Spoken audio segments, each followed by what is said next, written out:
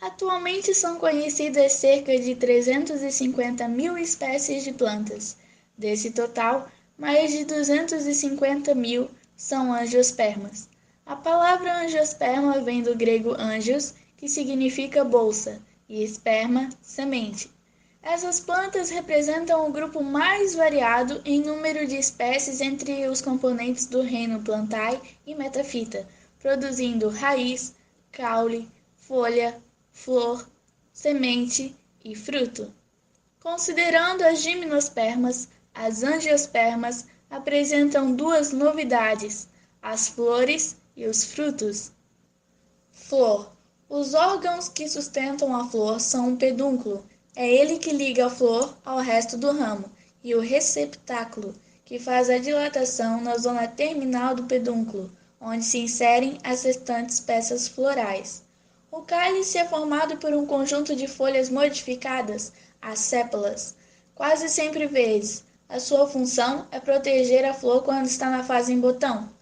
A flor sem sépalas chama-se assépala. Se todo perianto apresentar o mesmo aspecto e for semelhante às sépalas, chama-se sepaloide. A corola é a parte geralmente mais bonita, colorida e perfumada da flor. Constitui-se de folhas modificadas chamadas pétalas. O conjunto formado pelo cálice e pela corola é chamado perianto. Ele envolve e protege os órgãos reprodutores da flor, o androceu e o ginoceu.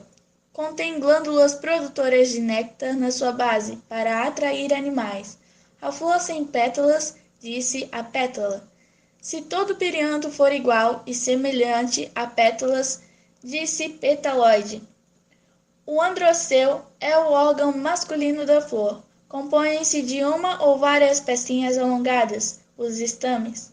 Cada estame é formado de antera, filete e conectivo.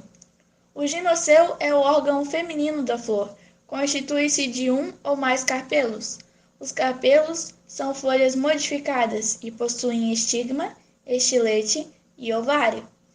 Antera é a região dilatada que se situa na ponta do estame. É aí que se formam os grãos de pólen a partir da meiose. O pólen é o pozinho amarelo que podemos ver facilmente no miolo das flores e é uma estrutura reprodutora masculina. O filete é a haste que sustenta a antera. Estigma é a parte achatada do carpelo, situada na sua extremidade superior. Possui um líquido pegajoso que contribui para a fixação do grão de pólen. Estilete é o tubo estreito que liga o estigma ao ovário.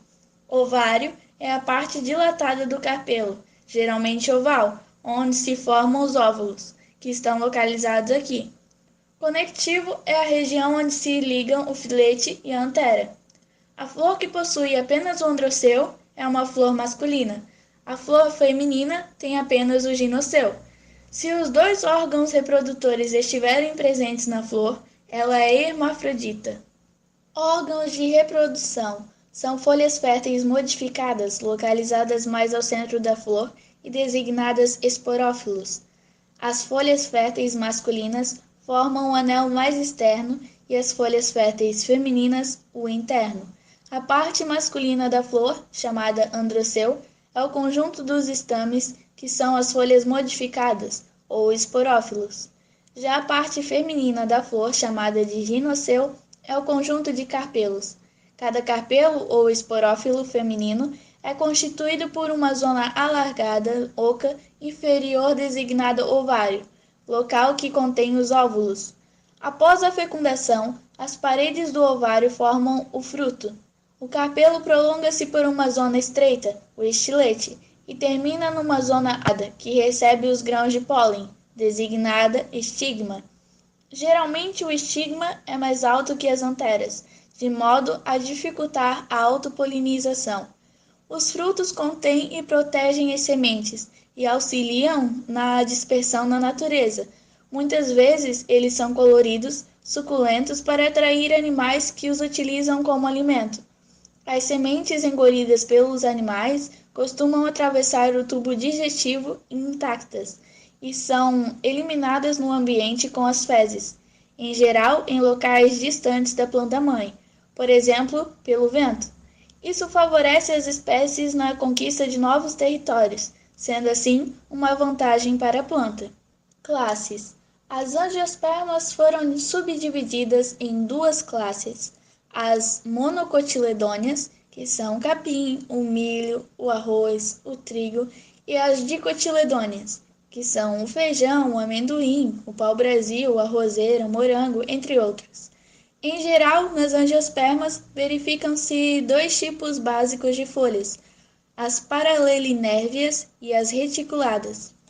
As folhas paralelinérvias são comuns nas angiospermas monocotiledôneas. As nervuras se apresentam mais ou menos paralelas entre si. Já as folhas reticuladas costumam ocorrer nas angiospermas dicotiledôneas. As nervuras se ramificam, formando uma espécie de rede. Entre as angiospermas verificam-se dois tipos básicos de raízes: as fasciculadas e as pivotantes. As raízes fasciculadas, também conhecidas como cabeleira, formam numa planta um conjunto de raízes finas que têm origem num único ponto. Não se percebe nesse conjunto de raízes uma raiz nitidamente mais desenvolvida que as demais. Todas elas têm mais ou menos o mesmo grau de desenvolvimento. As raízes fasciculadas ocorrem nas monocotiledôneas. Já as raízes pivotantes, chamadas de raízes axiais, formam na planta uma raiz principal, geralmente maior que as demais e que penetra verticalmente no solo. Da raiz principal partem raízes laterais, que também se ramificam. Existem outras diferenças entre monocotiledôneas e dicotiledôneas, mas vamos destacar apenas a responsável pela denominação dos dois grupos. O embrião da semente de angiosperma contém uma estrutura chamada cotiledone. O cotiledone é uma folha modificada, associada à nutrição das células embrionárias que poderão gerar uma nova planta. As sementes monocotiledôneas, como a do milho, têm um único cotiledone, por isso o nome desse grupo é monocotiledôneo, do grego monos, único. As substâncias que nutrem o embrião ficam armazenadas numa região denominada endosperma.